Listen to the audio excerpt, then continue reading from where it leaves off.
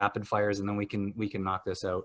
I wanted to bring up one, Mark, that you haven't done in a while. You brought up, I thought was brilliant, and I don't even know what you called it. Just talking about maybe some local players from the soccer community that have passed away, and one that comes to mind for me recently because it was an anniversary just this past week was Joe Leafloor, who passed away in 2012. I know there's going to be a lot of people who listen to this. He was a Falcon. He was on the national team. He was at Algonquin. He was at Carleton for, I think, a year.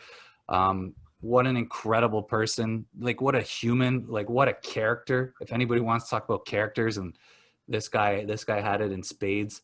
And some player like this guy made the national team, and Owen Hargreaves was cut on that same team. So yeah, maybe Owen Hargreaves should have made it and can make it, but it also speaks to the level that he reached. It's just an unbelievable player. I wanted to maybe throw it to you, Mark, to give me a memory or a thought of how you think of him. Well, it's just this simple, I don't know if it's cliche, but it's the kind of exactly the player that you want to play with. Like, I don't know if that is too broad of a term, but it's like when you see him in your team, you feel a foot taller. That's the way I always felt with him, where it's like, okay, good, I've got him on my side. Like, because he would just die. Like, he would die to win, and he would protect you. Like, everything about him as a player, I remember feeling a foot taller. Like, he's here, we're good.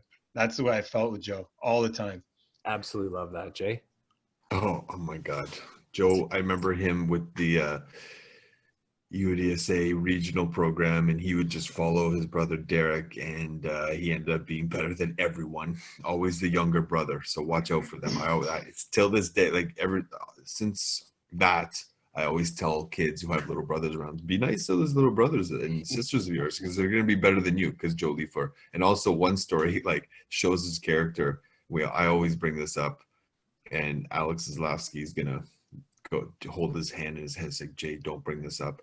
But he saw a cat get hit by a car, and then it was off to the side of the road. And Joey Leafloor stopped what he was doing, went over, and put the cat out of his misery.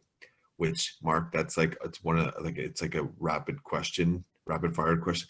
I would not have the guts to put it out of misery, but I'd want to, because it's the right thing to do. Yeah. Joe Leafloor just went over, ended its life immediately with his bare hands or with his foot. I don't know what he did. I can't get into it because I'm terrified of thinking about it.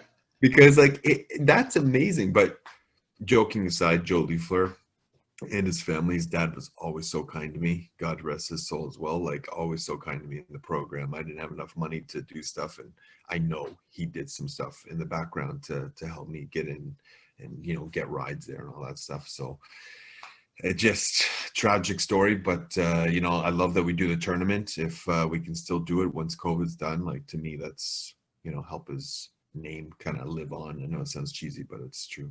That's true, and great point, Jay. There it is, giving back. His dad gave back and helped you, and look where you are. You're a soccer snob, man. If only he would have known, he would have given even more money. Right, let's go rapid fire. Jason Whiting,